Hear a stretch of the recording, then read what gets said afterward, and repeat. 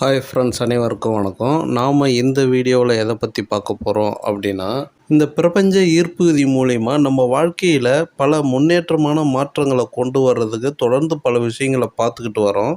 அந்த வகையில் இந்த வீடியோவில் நம்ம எதை பற்றி பார்க்க போகிறோம் அப்படின்னா, நம்மளுடைய அன்றாட மைண்ட் செட்டு, அதாவது காலையில் நம்ம தூங்கி எந்திரிச்ச உடனே ஒரு மைண்ட் செட்டு பாசிட்டிவாக நம்ம உருவாக்கணும் அப்படின்னா, அன்றைக்கு முழுவதும் பார்த்திங்கனாலே உங்களுக்கு நடக்கக்கூடிய எல்லா சம்பவங்களுமே உங்களுக்கு சாதகமாகவும் பாசிட்டிவாகவும், இன்னும் சொல்லப்போனால் பல நாள் தடைப்பட்ட காரியங்கள்லாம் கூட அன்னைக்கு நிறைவேறின மாதிரி, நடந்த மாதிரி, விடுதலையான மாதிரிலாம் இருக்கும். இது நம்ம காலையில் தூங்கி எந்திரிச்ச உடனே பாசிட்டிவான மைண்ட் செட்டில் இருக்கும்போது இது ஆட்டோமேட்டிக்காக இயற்கையாகவே அது நடக்கும். ஆனால் நம்ம அதை உணர்ந்திருக்க மாட்டோம்.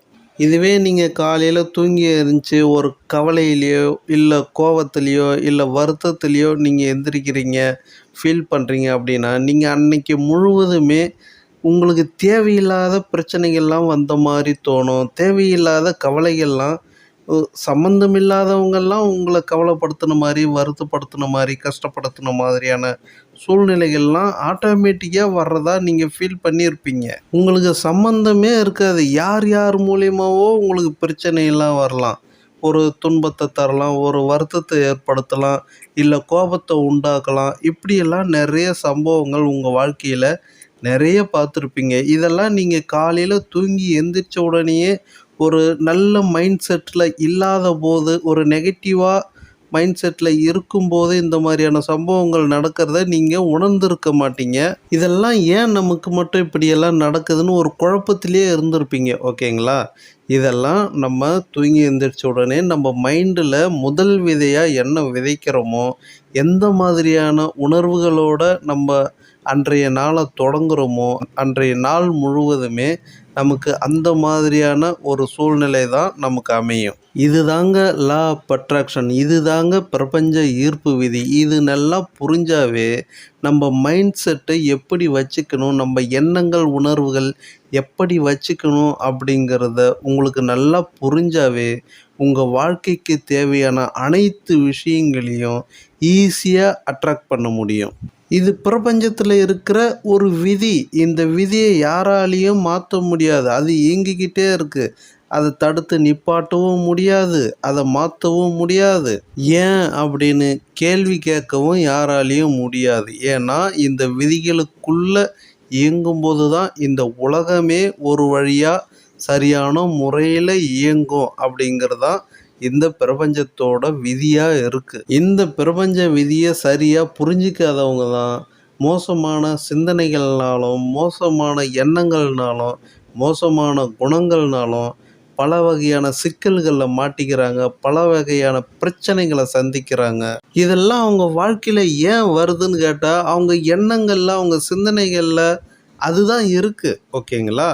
அதை தவிர்த்து வேறு பாசிட்டிவான விஷயங்கள், ஒரு நல்ல விஷயங்கள், முன்னேற்றமான விஷயங்கள், ஒரு சமாதானமான விஷயங்கள், ஒரு விட்டு கொடுக்குற விஷயங்கள், ஒரு நன்றியான விஷயங்கள், ஒரு பாராட்டான விஷயங்கள், மன்னிக்கிற விஷயங்கள், மன்னிப்பு கேட்கிற விஷயங்கள், இந்த மாதிரியான விஷயங்கள் உங்கள் சிந்தனையாகவும் எண்ணமாகவும் ஒரு குணமாகவும் இருந்துச்சு அப்படின்னா, நிச்சயமாக உங்கள் வாழ்க்கையில் இந்த லா ஆஃப் அட்ராக்ஷன் ஈர்ப்பு விதி மூலயமா பல மாற்றங்கள் உங்கள் வாழ்க்கையில் தொடர்ந்து நடந்துக்கிட்டே வரும்.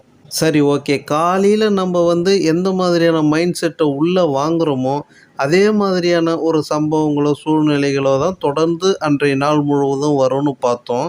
உதாரணத்துக்கு பல பேருக்கு ராசி பலன் பார்க்குற பழக்கம் இருக்கும். ஓகேங்களா? அந்த ராசி பலனில் ஒரு சில விஷயங்கள்லாம் ஒவ்வொரு ராசிக்கும் பல விஷயங்கள் போட்டிருப்பாங்க.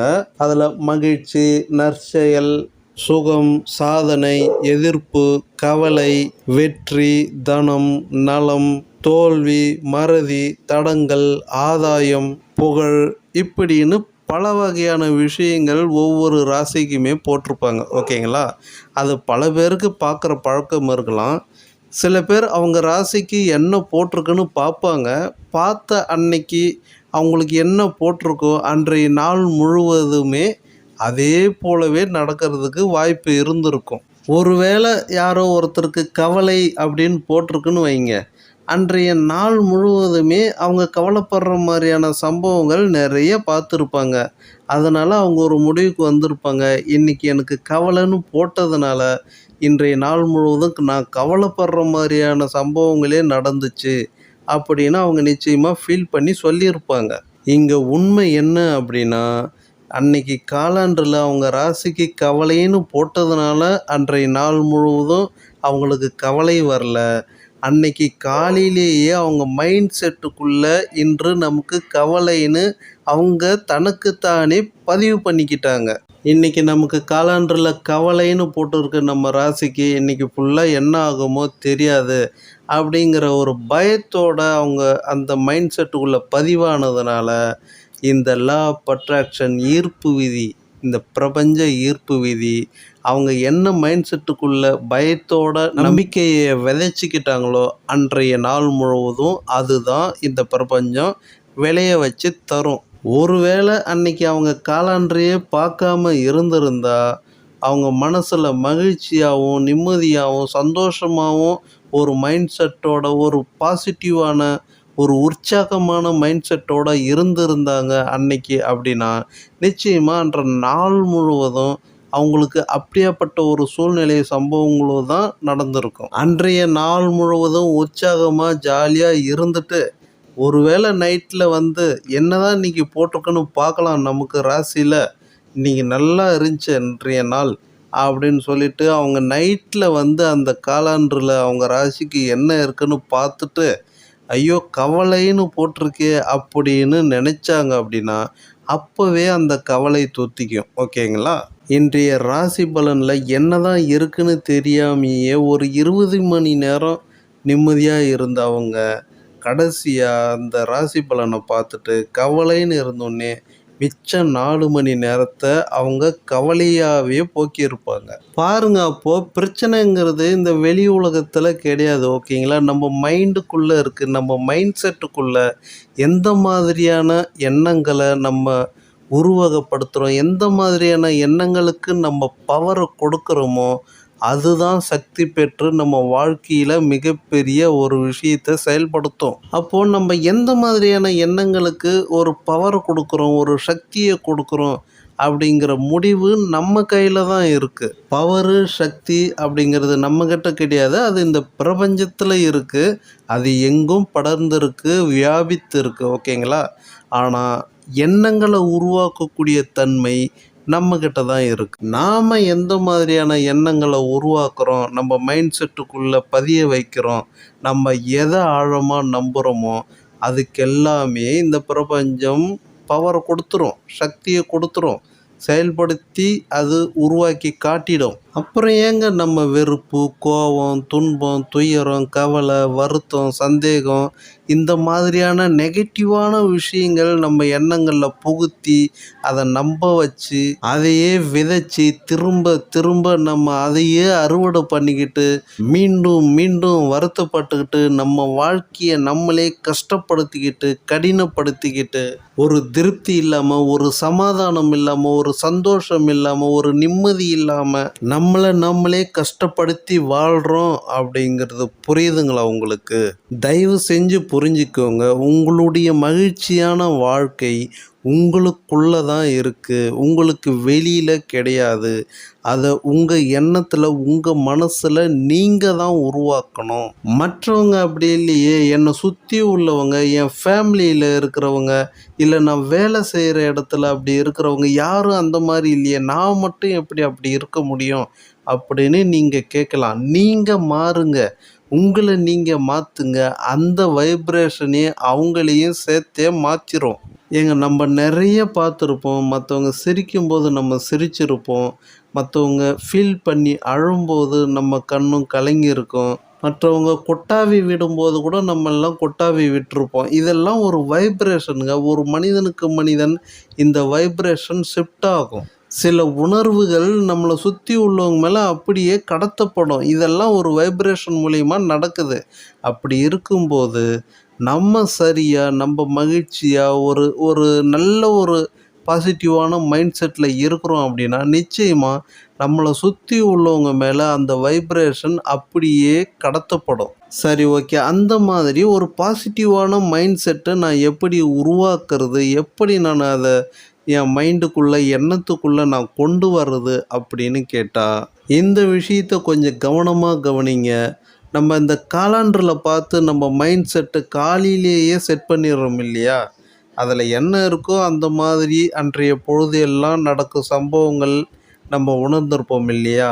அதே கான்செப்டை தான் நம்ம பாசிட்டிவாக பயன்படுத்த போகிறோம். இது எப்படின்னா, ஒரு 30 பேப்பர் இல்லை ஒரு 50 பேப்பர் இல்லை 100 பேப்பர் கூட விசிட்டிங் கார்டு அளவுக்கு கிழிச்சு எடுத்துக்குங்க. ஓகேங்களா? ஒவ்வொரு பேப்பர்லேயுமே பாசிட்டிவான விஷயங்களை எழுதி வச்சுக்குங்க. இன்று உனக்கு மகிழ்ச்சி, இன்று உனக்கு வெற்றி, இன்று உனக்கு செல்வ செழிப்பு, இன்று உனக்கு நன்மையே நடக்கும். இந்த மாதிரி உங்களுக்கு சாதகமாக பாசிட்டிவான விஷயங்கள் ஒரு 30 பேப்பர்லேயோ அல்லது ஒரு 50 பேப்பர்லேயோ அல்லது 100 பேப்பர்லேயோ கூட ஒவ்வொரு பேப்பர்லேயும் ஒவ்வொரு விஷயமா எழுதி அதை சுருட்டிக்கிங்க. ஓகேங்களா? எப்படின்னா, ஒரு பென்சில் மாதிரி ஒரு பழுப்பு மாதிரி அப்படியே சுருட்டிடுங்க. எல்லாத்தையும் சுருட்டி ஒரு பாக்ஸில் எல்லாத்தையும் போட்டு வச்சுக்குங்க. அந்த பாக்ஸை கொண்டு போய் உங்கள் வீட்டில் பூஜை அறை இருக்கும் இல்லைங்களா, அதுக்கு முன்னாடி வச்சுருங்க. நீங்கள் எந்த கடவுளை கும்பிட்டாலும் உங்கள் வீட்டில் அந்த கடவுளை வழிபடுவதுக்குன்னு ஏதாவது ஒரு அடையாளம் வச்சுருப்போம் இல்லைங்களா, அங்கே கொண்டு போய் இந்த பாக்ஸை வச்சுருங்க. நீங்கள் ஒவ்வொரு நாளும் தூங்கி எந்திரிச்சிட்டு ஃப்ரெஷ் ஆகிட்டு நீங்கள் உங்கள் பூஜை அறையில் அந்த சாமியை கும்பிட்டுட்டு நீங்கள் எழுதி போட்ட அந்த பேப்பர் பாக்ஸ் இருக்குது இல்லைங்களா, அதை திறந்து ஒரு பேப்பரை மட்டும் எடுத்து அன்னைக்கு உங்களுக்கு என்ன வந்திருக்கு அப்படிங்கிறத பார்த்து அதை மகிழ்ச்சியாக ஏற்றுக்குங்க. ஏன்னா நீங்கள் தான் எழுதுனீங்க, பாசிட்டிவாக தான் எழுதியிருக்கீங்க. ஆனால் 100 சீட்டில் ஏதோ ஒரு சீட்டு தான் நீங்கள் எடுத்திருக்கீங்க. அன்றைக்கு அந்த கடவுளே உங்களுக்கு இந்த விஷயத்தை தான் கொடுத்துருக்காரு அப்படிங்கிற மைண்ட் செட்டோட உங்கள் மைண்டுக்குள்ளே பதிவு பண்ணிக்கோங்க. பதிவு பண்ணிவிட்டு இன்றைக்கி முழுவதும் நமக்கு இதுதான் நடக்க போகுது அப்படிங்கிற மகிழ்ச்சியான ஒரு நம்பிக்கையோட அந்த சீட்டை மீண்டும் அதே மாதிரியே சுருட்டி அந்த பாக்ஸுக்குள்ளே போட்டு ஒரு குலுக்கிட்டு மீண்டும் வச்சுட்டு நீங்கள் அந்த மைண்ட் செட்டோடே அன்றைய நாள் முழுவதும் நீங்கள் இருங்க, செயல்படுங்க. கடவுள் இன்று நமக்கு இந்த 100 வார்த்தையில் இந்த வார்த்தையை நமக்கு கொடுத்துருக்கார் அப்படின்னு நீங்கள் மனதார ஏற்றுக்கிட்டீங்க அப்படின்னா அன்றைய நாள் முழுவதுமே அந்த மைண்ட் செட்டு தான் உங்களுக்கு உங்கள் வாழ்க்கையில் அன்றைய சம்பவங்கள் சூழ்நிலைகள் அமையும். சிம்பிள் தாங்க. உங்களை சுற்றி முள்ளு செடியாக இருந்தாலும் நீங்கள் ஒரு அழகான ரோஜாவாக மலர்ந்து வரணும். இது மனதளவில் நடக்கணும். இதை மட்டும் நடத்தக்கூடிய வித்தையை நீங்கள் கற்றுக்கிட்டீங்க அப்படின்னா உங்கள் வாழ்க்கையே வாசம் வீசும் பூ போல் வாழ்க்கை நிச்சயமாக அமையும். வேறு வழியே இல்லை. உங்கள் வாழ்க்கைக்கு தேவையான எல்லா புதையலுமே உங்கள் எண்ணத்துக்குள்ளே தான் இருக்குது. அதை தோண்டி எடுக்க நீங்கள் இடம் கொடுத்தா போதும். நிச்சயமாக உங்கள் வாழ்க்கையில் எல்லா வகையான புதையலும் வந்து குவியும். சரி, ஓகே ஃப்ரெண்ட்ஸ். நீங்கள் அனுதினமும் காலையில் தூங்கி எந்திரிச்ச உடனேயே கொஞ்சம் கவனமாக இருங்க. உங்கள் மைண்ட் செட்டை ரொம்ப கிளியராக பாசிட்டிவாக வச்சுக்குங்க. எக்காரணத்தை கொண்டும் டிமோட்டிவாக வச்சுக்காதீங்க. அட்லீஸ்ட்டு நீங்கள் தூங்கி எந்திரிச்சு கண்ணாடி முன்னாடி நின்று உங்களை பார்த்து நீங்களே சிரிச்சாவே போதும். உங்கள் மைண்டு பாசிட்டிவாகவே ஆகிடும். ஓகேங்களா? கவலை, பயம், கோபம் இது 3ம் மிக மிக மோசமான ஒரு உணர்வு. இதை எக்காரணத்தை கொண்டும் நீங்கள் தூங்கி எந்திரிச்ச உடனேயே உங்கள் மைண்டுக்குள்ளே அனுமதிக்காதீங்க.